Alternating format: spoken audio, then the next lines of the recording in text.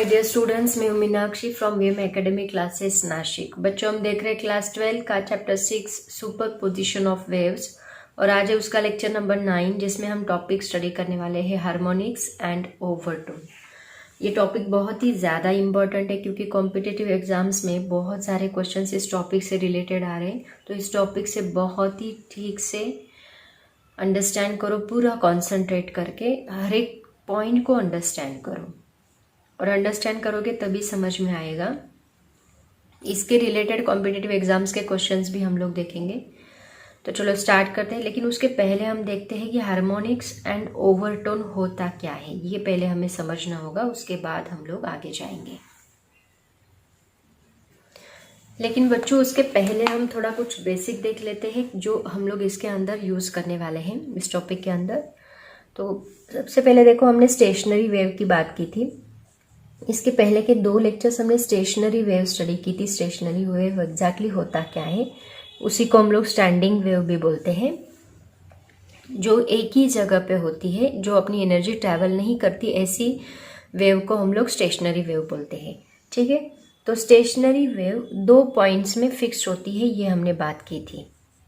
जो हमने रबर की बात की थी, रबर को हमने दोनों एंड से फिक्स किया और बीच में हमने कहीं उसको यहाँ पे वाइब्रेट करके छोड़ दिया तो वो वाइब्रेट होगा। तो यहाँ पे जो वेव फॉर्म होगी कुछ इस प्रकार की, यहाँ पे वेव फॉर्म होगी। तो ऐसी वेव को हमने क्या कहा था, स्टैंडिंग वेव कहा था। मतलब ये वेव यहाँ पे ऐसे फॉर्म होती है, तो इसको हमने कहा था स्टैंडिंग वेव। तो स्टैंडिंग वेव में क्या क्या होते हैं, मैक्सिमम एम्पलीट्यूड करने वाले कुछ पॉइंट्स होते हैं, उनको हमने कहा था anti node, and minimum amplitude करने वाले कुछ पॉइंट्स होते हैं, उनको हमने कहा था नोड। तो यहाँ फिक्स्ड एंड के यहाँ पे हमेशा नोड रहेगा, फिक्स्ड एंड के यहाँ पे हमेशा नोड रहेगा। उसके बाद यहाँ पे रहेगा एंटी नोड, यहाँ पे रहेगा नोड, यहाँ पे रहेगा anti node. Node anti node, node anti node alternately form होते हैं। उसके बाद हमने यहाँ पे देखो कितने लूप्स फॉर्म हुए, 1 लूप, दिस इज लूप, इसको लूप कहा जाता है, लूप भी बोला जाता है, तो इसको हम लूप कहेंगे। This is 1 loop, this is 2 loop, this is 3 loop. तो अभी इसकी बेसिक की हम बात करते हैं। 2 नोड के बीच में कितना डिस्टेंस होता है, λ/2। ये ऑलरेडी हमने स्टडी किया था। इसका मतलब जो एक लूप होता है उसका डिस्टेंस कितना होता है, दैट इज λ/2।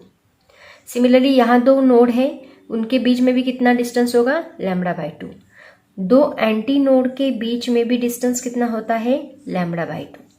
एंड एक नोड एंड एक एंटी नोड, मतलब इन दोनों के बीच में कितना डिस्टेंस होता है, λ/4। ये हमने ऑलरेडी स्टडी किया है। ये बातें बहुत ज़्यादा इंपॉर्टेंट है, ये हम लोग यहाँ पे यूज़ करने वाले हैं। अब देखो यहाँ पे 3 लूप्स फॉर्म हुए हैं, 1, 2 एंड 3। तो ये लूप का λ/2, ये लूप का λ/2, ये लूप का λ/2। कितने λ/2 बन गए, 3 λ/2 बन गए। तो यही तो ये स्ट्रिंग की लेंथ हो गई। जितने लूप यहाँ पे फॉर्म हुए हैं उतनी ही उसकी लेंथ है। तो हम बोल सकते हैं 3 λ/2 is equal to length of the string, ऐसे भी हम बोल सकते हैं।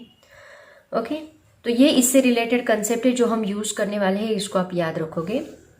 सेकेंड पॉइंट बहुत ही ज़्यादा important, formula, relation between frequency, velocity and wavelength. तीनों में क्या रिलेशन है देखो, वेलोसिटी, फ्रीक्वेंसी एंड वेवलेंथ में v इज इक्वल टू क्या होता है, n इंटू लैम्बडा होता है, राइट ना। सो n इज इक्वल टू क्या बनेगा, v डिवाइड बाई लैम्बडा बनेगा। तो ये तीनों का जो रिलेशन है ये भी आपको याद रखना है, इसको भी हम लोग यूटिलाइज करने वाले हैं। ये ऑलरेडी हमने देखा, लास्ट लेक्चर में भी देखा, ये रिलेशन भी आप लोग यूज करोगे, ठीक है। तो ये 2 बातें यहाँ पे बहुत ज़्यादा इंपॉर्टेंट है, ये हम लोग यहाँ पे स्टडी करने वाले हैं। आगे इसके आगे के पॉइंट को अभी हम लोग स्टडी करेंगे। अभी हम बात करते हैं ओवरटोन। सबसे पहले ओवरटोन देखेंगे, उसके बाद हार्मोनिक क्या होता है वो स्टडी करेंगे हम लोग। देखो बच्चों, अगर हमने एक स्ट्रिंग ली और ये स्ट्रिंग को हमने वाइब्रेट किया, तो इसमें सबसे पहली पॉसिबिलिटी क्या रहेगी, सबसे पहली पॉसिबिलिटी रहेगी हमने इसको यहाँ से खींच के फिर छोड़ दिया, रिलीज किया। तो सबसे पहली पॉसिबिलिटी क्या होगी कि यहाँ पे कुछ इस प्रकार का लोब बनेगा। सबसे पहला लोब कुछ इस प्रकार का है ना, मतलब एक ही लोब बनेगा, सबसे पहली पॉसिबिलिटी। इसी को हम बोलते हैं फंडामेंटल, जो बेस होता है सबसे पहला। उसके बाद बहुत सारे फॉर्म हो गए लोब, लेकिन यहाँ सबसे पहला जो होगा वो एक ही फॉर्म होगा। तो इसमें एक नोड होता है, एक यहाँ पे भी नोड होता है। इन दोनों के बीच में क्या होता है, एंटी नोड होता है। तो इन दोनों के बीच में कितना डिस्टेंस होता है, दैट इज λ/2। तो इसको कहा जाता है फंडामेंटल मोड। क्या कहा जाता है, फंडामेंटल मोड। और इसी को नॉर्मल मोड भी बोला जाता है, फंडामेंटल मोड या नॉर्मल मोड। इसको मोड्स ऑफ वाइब्रेशन भी बोलते हैं, ओवरटोन्स, या फिर हम इसको बोल सकते हैं मोड्स ऑफ वाइब्रेशंस। ये भी याद रखो आप लोग, क्योंकि कभी कभी इसके ऊपर भी क्वेश्चंस पूछे जाते हैं। तो इसको मोड्स ऑफ वाइब्रेशंस भी बोलेंगे, ओवरटोन भी बोलेंगे, ठीक है। तो इसमें सबसे पहली पॉसिबिलिटी क्या होगी, फंडामेंटल मोड रहेगा, एक लूप फॉर्म होगा। उसके बाद क्या होगा, देखो सेकेंड पॉसिबिलिटी क्या होगी कि इसमें दो लूप्स बन सकते हैं, है ना। ऐसे ये दो लूप्स बने, तो यहाँ पे कितने नोड्स हुए, one node, this is node, okay. तो यहाँ पे दो लूप्स बने, ये एक एंटी नोड है, ये एक एंटी नोड है। तो यहाँ पे देखो कितने λ/2 बने, एक λ/2। मैंने आपको बोला एक लूप का कितना डिस्टेंस होता है, λ/2 होता है। तो ये कितना बना, λ/2, दो λ/2 बने। अब ये फंडामेंटल मोड हुआ। उसके बाद जो बनेगा उसको हम बोलते हैं फर्स्ट ओवरटोन। तो देखो फर्स्ट ओवरटोन में कितने लूप्स फॉर्म हुए, दो लूप्स, लेकिन हमने इसको क्या कहा, फर्स्ट ओवरटोन कहा। समझ में आया। फंडामेंटल मोड की जो फ्रीक्वेंसी रहेगी उसी को हम लोग बोलते हैं फंडामेंटल फ्रीक्वेंसी।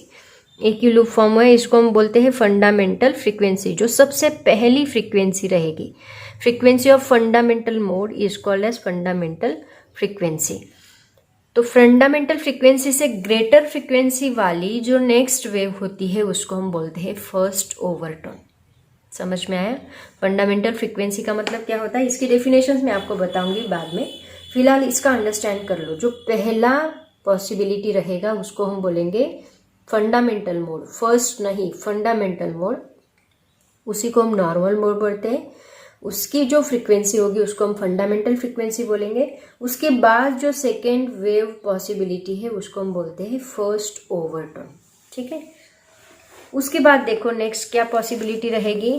नेक्स्ट पॉसिबिलिटी ये रहेगी कि यहाँ पे कितने वेव्स फॉर्म हो सकते हैं, तीन वेव्स, तीन लोब्स बन सकते हैं, मतलब ऐसी तीन वेव्स फॉर्म हो सकती है। तो ये हो गया सेकेंड ओवरटोन, ठीक है। उसके बाद ऐसे कितने हो सकते हैं, कितने फॉर्म हो सकते हैं, up to n-1 overtone form हो सकते हैं। कितने, मतलब ये फर्स्ट हो गया, ये सेकेंड हो गया, this is second, this is third and so on. Similarly यहाँ पे ये second wave and so on. तो यहाँ nth लूप्स फॉर्म हो सकते हैं। कितने हो सकते हैं, nth लूप। देखो यहाँ तीन लूप है तो सेकेंड ओवरटोन, दो लूप है तो फर्स्ट ओवरटोन, मतलब एक से कम है ना। तो यहाँ nth लूप है तो कितना होगा, n-1 ओवरटोन। समझ में आ रहा है मैं क्या बोल रही हूँ। देखो पहला फर्स्ट लूप, एक ही लूप है तो उसको हमने बोला फंडामेंटल मोड। इसमें दो लूप है तो हमने बोला फर्स्ट ओवरटोन। इसमें तीन है तो एक से कम है, सेकेंड। तो इसमें nth है तो इसको हम बोलेंगे n-1 ओवरटोन, ओके। अब हम बात करते हैं हार्मोनिक की। देखो ये जो फंडामेंटल मोड है, इस फंडामेंटल मोड को हम बोलते हैं फर्स्ट हार्मोनिक। हार्मोनिक का मतलब क्या है मैं बताती हूँ बाद में, इसकी डेफिनेशन कुछ अलग है। जो फंडामेंटल मोड है, फर्स्ट हार्मोनिक, फर्स्ट वाइब्रेशन हो रहा है, उसको हम बोलेंगे फर्स्ट हार्मोनिक। इसको हम बोलेंगे सेकेंड हार्मोनिक। इसमें एज इट इज है, दो लूप है तो सेकेंड हार्मोनिक, तीन लूप्स है तो इसको हम बोलेंगे थर्ड हार्मोनिक, एंड अगर फोर लूप्स है तो बोलेंगे फोर हार्मोनिक। एंड ऐसे nth लूप से तो बोलेंगे nth हार्मोनिक्स, इसमें नहीं एक से कम है। तो देखो क्वेश्चन में कभी कभी हम लोग गलती कर देते हैं, वो पूछते हैं फोर्थ हार्मोनिक बताओ, या फिर बोलेंगे फोर्थ ओवरटोन बताओ। तो फोर्थ ओवरटोन है तो हम कितने लूप्स निकालेंगे, 3 लूप्स निकालेंगे, उससे कम। ओवरटोन पूछा है, हार्मोनिक नहीं। हार्मोनिक में एज इट इज है, ओवरटोन में 1 से कम है, याद रखो, क्योंकि इसमें फंडामेंटल नोड पहले को कहा है।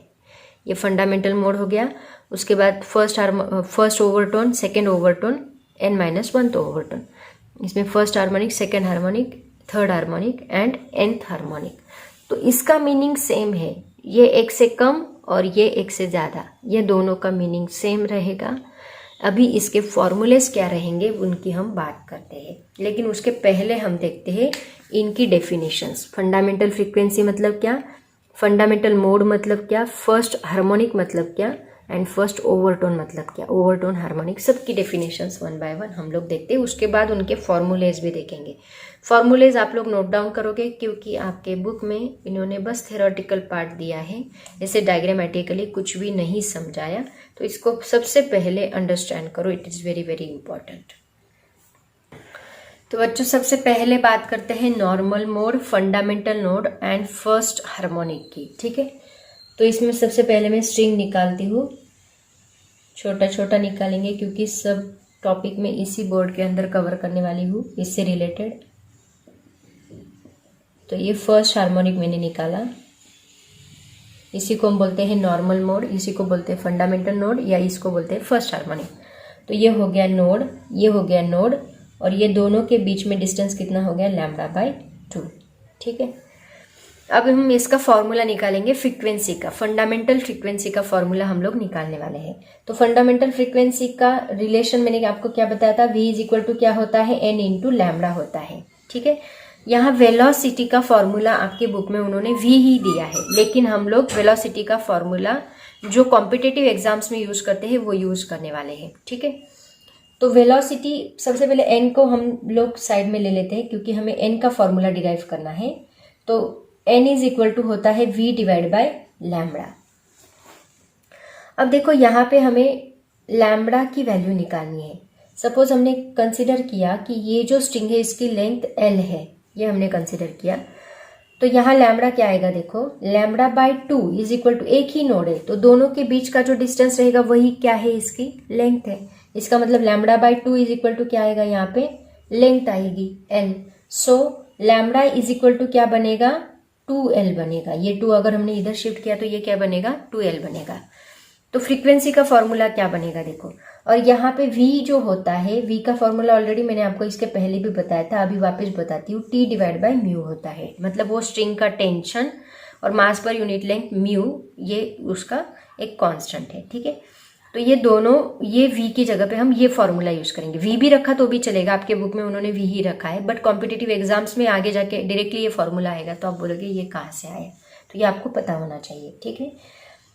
तो अभी ये दोनों फॉर्मूलेस हम लोग इसके अंदर पुट करते हैं, तो हमें n क्या मिलेगा, देखो n = हमें मिलेगा, v मैंने डाला √T/μ डिवाइड बाय लैम्बडा हमने डाला 2l, तो ये हमने डाला 2l, ठीक है।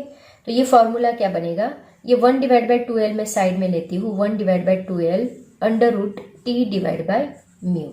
ये हमें किसका फॉर्मूला मिला, this is the formula of fundamental node और फर्स्ट हार्मोनिक। देखो फर्स्ट हार्मोनिक के लिए यहाँ क्या आ रहा है, 1 आ रहा है, ये बात आपको याद रखनी है, और इसी को हम लोग बोलेंगे फंडामेंटल मोड। ये फंडामेंटल मोड का फॉर्मूला है, ठीक है। अब हम बात करते हैं सेकेंड हार्मोनिक की, या फिर हम उसको बोलेंगे फर्स्ट ओवरटोन। सेकेंड पॉइंट हमें किसका लेना है, फर्स्ट ओवरटोन, या फिर उसी को हमने क्या कहा है, सेकेंड हार्मोनिक। तो देखो ये स्ट्रिंग है, स्ट्रिंग के कितने लूप्स बने थे वहां पे, ये फर्स्ट हो गए, ये कितने बनेंगे, 2 बनेंगे। तो ये हो गए 2 loops, these are the 2 loops. ये नोड, ये नोड, ये नोड, दो नोड के बीच में कितना डिस्टेंस है, λ/2, इसके बीच में λ/2। यहाँ कितने λ/2 बन गए, 2 λ/2। अब फॉर्मूला देखते हैं। फॉर्मूला क्या आएगा, ये λ/2 कितनी बार आएगा, 2 बार, मतलब 2 λ/2 इज इक्वल टू क्या आएगा, L आएगा। ये 1 λ/2, 2 λ/2 इज इक्वल टू L। ये 2 को एज इट इज रखो क्योंकि वो सीक्वेंस आपको फिर समझ में आएगा। तो देखो ये यहाँ पे लैम्बडा क्या बनेगा, ये 2 इधर शिफ्ट किया तो 2L/2 बनेगा। अब n का फॉर्मूला क्या आएगा, देखो फ्रीक्वेंसी का फॉर्मूला क्या आएगा, √T/ν एज इट इज रहेगा, डिवाइड बाय ये लैम्बडा की जगह पे हम क्या पुट करेंगे, 2L/2। ठीक है, तो ये 2 ऊपर जाएगा और n का फॉर्मूला हमें क्या मिलेगा, 2/2L √T/μ। इसको मैं कुछ ऐसे लिखती हूँ, यहाँ 1 लिखती हूँ, यहाँ 1 लिखती हूँ और इसके बाहर में 2 लिखती हूँ, चलेगा। यहाँ 1 लिखा मैंने और इसके बाहर 2 लिखा, ये क्या बना, n बना। 2 इंटू ये फंडामेंटल नोड हो गया। देखो इसको मैंने अगर n1 कहा और इसको अगर मैंने n2 कहा तो n2 इज इक्वल टू क्या मिल रहा है हमें, n2 इज इक्वल टू मिल रहा है 2 इंटू n1। ठीक है, उसके बाद देखते हैं हम लोग फॉर्मूलेस। तीसरा क्या है, फर्स्ट हो गया, अभी क्या आएगा, सेकेंड ओवरटोन। इसी को हमने कहा है, सेकेंड ओवरटोन को ही हमने कहा है थर्ड हार्मोनिक।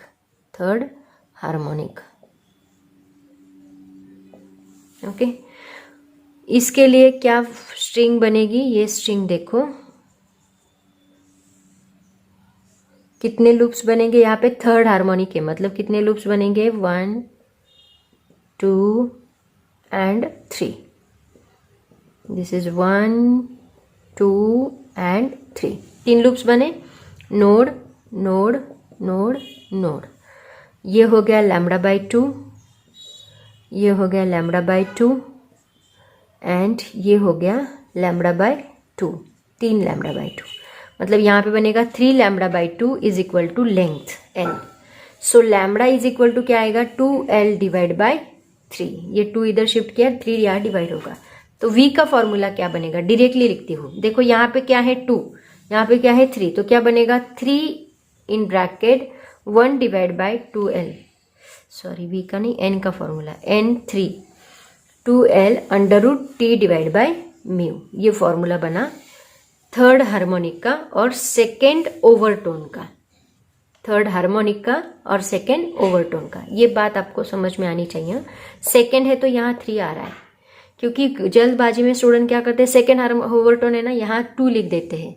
सो ये नहीं होना चाहिए, ओवरटोन बोला है तो यहाँ 3 आना चाहिए, थर्ड हार्मोनिक है तो 3 ही लिखो। तो ये हमें मिला किसका, सेकेंड ओवरटोन। तो ऐसे ही हम लोग लिखेंगे किसका, n-1 ओवरटोन का एंड उसी को हम बोलेंगे nth हार्मोनिक का।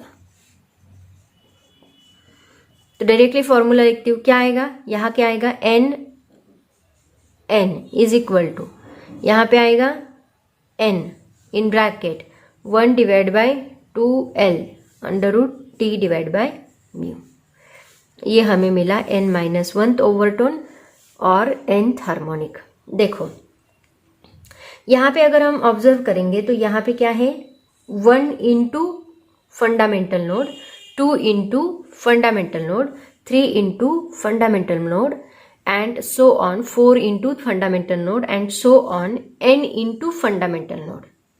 मतलब हर एक फ्रीक्वेंसी, हर एक हार्मोनिक क्या हो रहा है, फंडामेंटल नोड को इंटीग्रल मल्टीपल हो रहा है और इसी इंटीग्रल मल्टीपल को हम लोग क्या बोलते हैं, हार्मोनिक बोलते हैं। यही हार्मोनिक की डेफिनेशन है। तो ये फॉर्मूलेस पहले नोट डाउन कर लो, उसके बाद मैं आपको हर एक की डेफिनेशन बताती हूँ। अभी आपको डेफिनेशन, मैंने अगर डायरेक्टली डेफिनेशंस बताई होती तो आपको क्लियर नहीं होता, बट अभी मैंने आपको पहले समझाया कि क्या होता है। अभी मैं आपको डेफिनेशंस बताती हूँ, तो अभी सभी डेफिनेशंस आपको क्लियर होगी। फ्रीक्वेंसी सबसे पहले पता है ना, number of oscillations passing in 1 second, उसको हम क्या बोलते हैं, फ्रीक्वेंसी बोलते हैं। और इसी फ्रीक्वेंसी को हमने यहाँ पे फाइंड आउट किया है। तो सबसे पहले नोड की क्या रहेगी, फंडामेंटल फ्रीक्वेंसी रहेगी। उसके बाद ओवरटोन, फर्स्ट ओवरटोन मतलब उसकी first frequency, then second frequency, ऐसे उसको थर्ड ओवरटोन, सेकेंड हार्मोनिक, ऐसे हम लोग बोलते जाएंगे। ऐसे हर एक इंस्ट्रूमेंट का हम लोग फर्स्ट ओवरटोन एंड उसके हार्मोनिक्स निकालने वाले हैं, उनके फॉर्मूले डिराइव करने वाले हैं। ठीक है, तो सबसे पहले आप इसको नोट डाउन कर लो, आपके बुक में ये नहीं है। तो सबसे पहली डेफिनेशन हम लोग देखते हैं फंडामेंटल फ्रीक्वेंसी क्या होती है। फंडामेंटल फ्रीक्वेंसी मतलब the minimum frequency of vibration of a body is called as fundamental frequency. जो सबसे मिनिमम, कितनी, फर्स्ट लूप वाली जो पहली देखी हमने, वो मिनिमम फ्रीक्वेंसी थी वाइब्रेशन की, तो उसको हम बोलेंगे फंडामेंटल फ्रीक्वेंसी। और उसी से रिलेटेड क्या होता है, फंडामेंटल मोड, मतलब the mode of vibration of a system in which frequency of oscillation is minimum. सबसे पहला मोड जिसकी फ्रीक्वेंसी सबसे कम है, उसी को हम लोग बोलेंगे फंडामेंटल मोड। उसके बाद हम देखेंगे डेफिनेशन ऑफ हार्मोनिक्स। पहले डेफिनेशन देख लो, उसके बाद में इसको एक्सप्लेन करती हूँ। डेफिनेशन देखो क्या है, the term harmonic is used when the frequency of particular overtone is an integral multiple of the fundamental frequency. देखो डेफिनेशन क्या है, harmonic is used when the frequency of particular overtone is an integral multiple of the fundamental frequency. इसका मतलब क्या, देखो fundamental frequency हमने कितनी देखी, fundamental n is equal to क्या था, 1 divide by 2l under root t divide by mu. उसके बाद हमने देखा ओवरटोन सॉरी, इसको हमने फंडामेंटल मोड कहा था, राइट ना। इसको सपोज मैंने n0 ये नाम दिया, तो इसको मैंने 1 से मल्टीप्लाई किया था, ये 1 की तरफ याद रखो, इसको इसकी तरफ ध्यान दो, ये चेंज नहीं होगा। फंडामेंटल मोड को क्या हो रहा है, इंटीग्रल मल्टीपल हो रहा है। तो यहाँ पे हमने लिया 2, आगे फर्स्ट हार्मोनिक, फिर second harmonic under root t divide by mu. उसके बाद n2 is equal to 3 into, यहाँ ये आपके हिसाब से दे सकते हैं आप लोग, 1 divide by 2l under root t divide by mu. उसके बाद n3 is equal to 4 into 1 divide by 2l under root t divide by mu. तो देखो ये first harmonic, second harmonic, third harmonic, fourth harmonic. इसका मतलब क्या, ये 1 2 3 4 क्या है, इंटीग्रल मल्टीपल है, राइट ना। It is the when the frequency of particular overtone is an integral multiple of the fundamental frequency. ये क्या है, फंडामेंटल फ्रीक्वेंसी है। और ये देखो इंटीग्रल मल्टीपल हो रहा है फंडामेंटल फ्रीक्वेंसी को, integral multiple fundamental frequency, integral multiple fundamental frequency. इसी को हम क्या बोलते हैं, first harmonic, second harmonic, third harmonic, fourth harmonic. समझ में आया डेफिनेशन। अभी क्या डेफिनेशन है, the term harmonic is used when the frequency of particular overtone is an integral multiple of the fundamental frequency. Understand? इसी को हम लोग बोलते हैं हार्मोनिक्स। अब देखते हैं last definition, that is the overtone. Next definition है, देखो ओवरटोन्स, उसी में उसका मीनिंग है ओवरटोन्स। ओवर का मतलब क्या, उसके बाद की, उससे ज्यादा, इसका मतलब हम ओवर बोलते हैं, राइट ना। तो tones whose frequencies are greater then the fundamental frequency, जैसे कि हमने फंडामेंटल नोड देखा, उससे ज़्यादा होता है फर्स्ट ओवरटोन, उससे ज़्यादा होता है सेकेंड ओवरटोन। इसका मतलब जिनकी फ्रीक्वेंसी क्या है, फंडामेंटल फ्रीक्वेंसी से ज़्यादा है, जैसे कि हमने 2 से मल्टीप्लाई किया, 3 से मल्टीप्लाई किया, सो उसी को हम लोग बोलते हैं overtones. The tones whose frequencies are greater than the fundamental frequencies are called overtones. Okay, तो ये सभी डेफिनेशंस आप लोग ठीक से याद रखोगे, क्योंकि आगे जाके जो ऑर्गन पाइप का हम लोग टॉपिक स्टडी करने वाले हैं, उसमें हम लोग ये सभी डेफिनेशंस देखने वाले हैं। ठीक है, तो देखो बच्चों, नेक्स्ट पॉइंट जो है वो बहुत ही ज़्यादा इंपॉर्टेंट है, इससे रिलेटेड बहुत सारे क्वेश्चंस एग्जाम में पूछे जाते हैं, that is the organ pipe. Organ pipe से रिलेटेड सभी कॉन्सेप्ट्स हम लोग डिटेल में स्टडी करने वाले हैं, लेकिन सबसे पहले इसका इंट्रोडक्शन लेते हैं कि ऑर्गन पाइप एग्जैक्टली होता क्या है। देखो अभी जो मैंने इमेज डिस्प्ले की है उसके ऊपर आपको समझ में आएगा कि ऑर्गन पाइप एग्जैक्टली क्या कंसेप्ट है। एक्चुअली ये एक म्यूजिकल इंस्ट्रूमेंट है जो कि साउंड प्रोड्यूस करने के लिए यूज़ किया जाता है। तो इसमें साउंड कैसे प्रोड्यूस होता है वो हम लोग देखने वाले हैं। इसका जो एयर कॉलम है, एयर कॉलम मतलब क्या, एक एम्प्टी स्पेस होता है जिसमें एयर होती है। सपोज कंसिडर करते हैं ये एक पाइप है, इस पाइप के अंदर हमने कुछ पानी भरा है, यहाँ तक हमने पानी भरा है और ये इतना एम्प्टी स्पेस है, तो इसको हम क्या बोलते हैं, this is called as air column.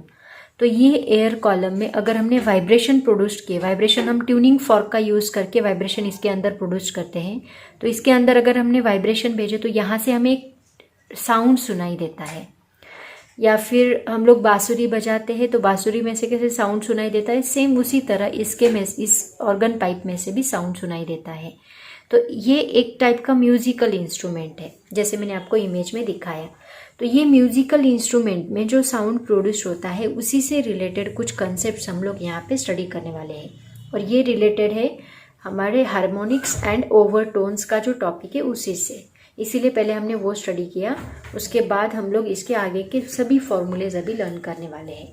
तो एग्जैक्टली ऑर्गन पाइप की डेफिनेशन क्या है वो हम लोग देखेंगे, उसके टाइप्स देखेंगे, उसके बाद हम बहुत ही इंपॉर्टेंट टॉपिक है एंड करेक्शन, वो हम लोग स्टडी करेंगे। ठीक है, तो देखते हैं इसकी डेफिनेशन क्या है।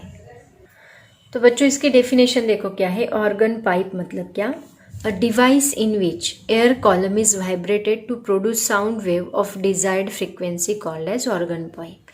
जैसे कि मैंने आपको बताया ये एक पाइप होता है, इसके अंदर जो एयर कॉलम होता है, ये एयर कॉलम के वाइब्रेशंस होते हैं और उसमें से साउंड हमें सुनाई देता है एक डिजायर्ड फ्रीक्वेंसी का।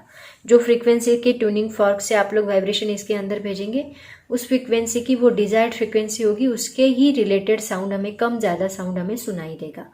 तो उसी को हम लोग बोलते हैं ऑर्गन पाइप। ज़्यादा से ज़्यादा musical, as a musical instrument इसको यूज़ किया जाता है। अब देखते हैं इसके टाइप्स कौन से हैं। डेफिनेशन बहुत ही सिंपल है। नेक्स्ट पॉइंट देखो क्या है, टाइप्स ऑफ ऑर्गन पाइप। इसमें दो टाइप्स होते हैं, एक होता है क्लोज्ड ऑर्गन पाइप और दूसरा होता है open organ pipe. Closed organ pipe मतलब क्या, ये ऑर्गन पाइप है, इसके दो एंड्स होते हैं, this is one and, this is another and. तो इसका वन एंड ओपन और दूसरा एंड क्लोज्ड, इस तरह ऐसे पाइप को हम लोग बोलेंगे क्लोज्ड ऑर्गन पाइप, जिसका वन एंड ओपन है और दूसरा एंड क्लोज्ड है। That means in this type of organ pipe one end is open and another end is closed, kept closed, called as closed organ pipe। and open organ pipe में क्या होगा, इसके दोनों and open रहेंगे, इस तरह दोनों एंड ओपन, तो उसको हम बोलेंगे ओपन ऑर्गन पाइप। बहुत ही सिंपल है। तो ये दोनों टाइप हम लोग डिटेल में स्टडी करने वाले हैं। क्लोज्ड ऑर्गन पाइप में जो प्रोड्यूस होने वाले वाइब्रेशन है वो किस टाइप के रहेंगे, उनकी फ्रीक्वेंसी कैसे कैलकुलेट करनी है, उसका फॉर्मूला सभी हम लोग देखेंगे। मतलब वहाँ पे जो हमने फंडामेंटल नोड वगैरह हार्मोनिक में स्टडी किया है, वो सभी फॉर्मूलेज हम लोग इसके अंदर स्टडी करेंगे। लेकिन वो फॉर्मूलेज आपको आने ही चाहिए, इसके पहले जो हमने स्टडी किए हैं, फर्स्ट ओवरटर्न, सेकंड ओवरटर्न, वो सभी फॉर्मूलेज आपको आने चाहिए, वो कॉन्सेप्ट आपकी क्लियर होनी चाहिए, तभी आपको ये समझ में आएगा। अभी जो नेक्स्ट पॉइंट हम लोग स्टडी करने जा रहे हैं, that is the end correction. ये बहुत ही ज़्यादा इंपॉर्टेंट पॉइंट है। देखो एंड करेक्शन का मतलब क्या होता है। सबसे पहले जो वाइब्रेशंस इसके अंदर प्रोड्यूस होते हैं उसकी हम बात करते हैं। ये एक ऑर्गन पाइप है, क्लोज्ड ऑर्गन पाइप है, ठीक है। क्लोज्ड ऑर्गन पाइप मतलब इसका एक एंड क्लोज रहेगा, दूसरा एंड ओपन रहेगा।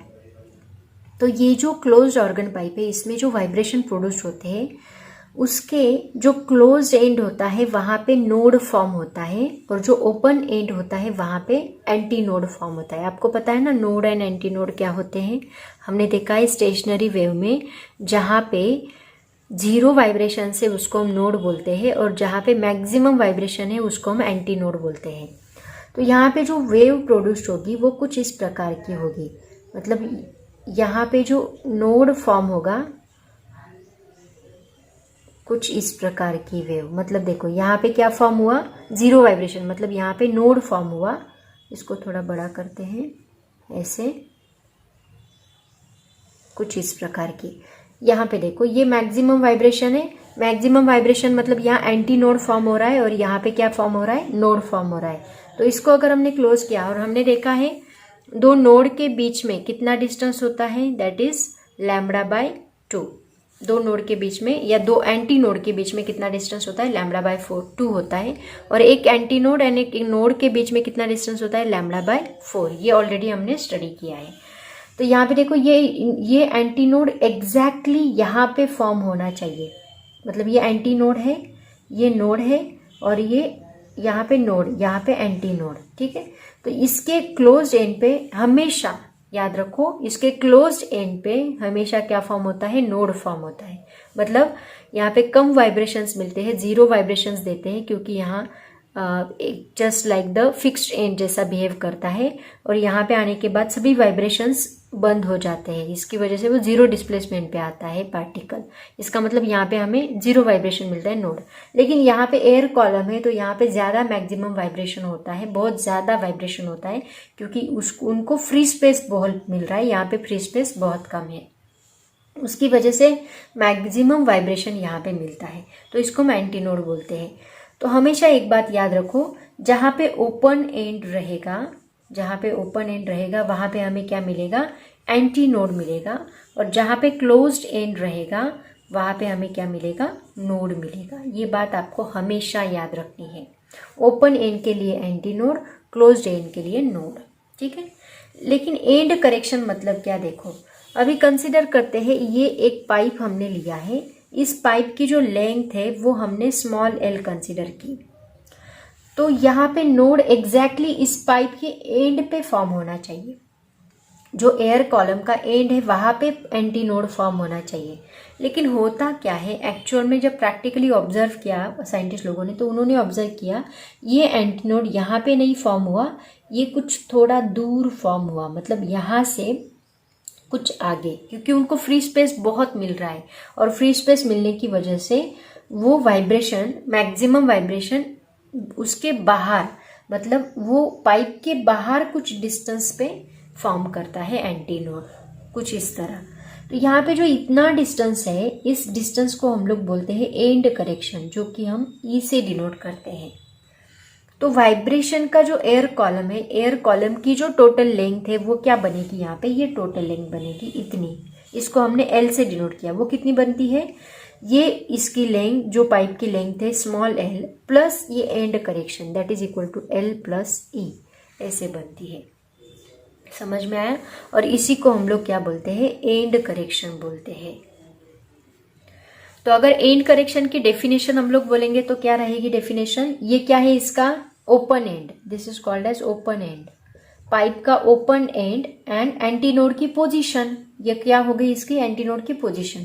The distance between open end of the pipe and position of antinode. Antinode यहाँ पे फॉर्म नहीं होता, फ्री स्पेस की वजह से वो उसके बाहर फॉर्म होता है। द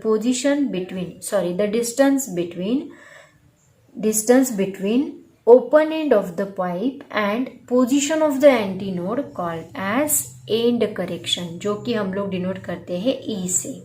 तो ये टोटल लेंथ कितनी बनेगी, यहाँ पे एयर कॉलम की length of air column is equal to L plus E, इतनी बनेगी length of this air column, that is L plus E।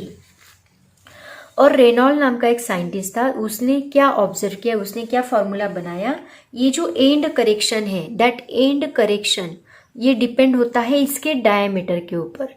Diameter के कितने टाइम्स, 0.3 टाइम्स होता है ये एंड करेक्शन। मतलब ये जो डिस्टेंस है, ये डायमीटर को हमने 0.3 से मल्टीप्लाई किया तो जो डिस्टेंस हमें मिलेगा वो आपका ई रहेगा। ये फॉर्मूला किसने बनाया था, रेनॉल्ड नाम का एक साइंटिस्ट था, उसने ये फॉर्मूला डिराइव किया था। तो according to Reynolds end correction is what, that is 0.3 into D.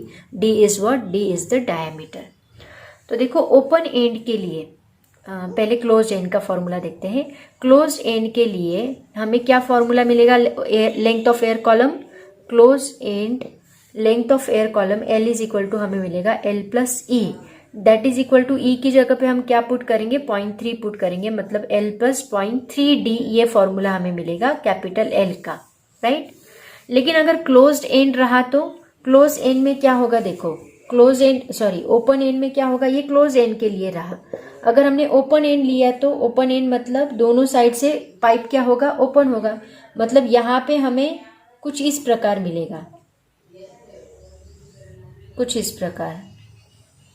मतलब यहाँ से एंटीनोड इतने डिस्टेंस पे फॉर्म होगा, मतलब ये एक ई हो गया। यहाँ से एंटीनोड इतने डिस्टेंस पे फॉर्म होगा, मतलब ये एक ई हो गया। यहाँ पे हमें 2 ई मिल रहे हैं।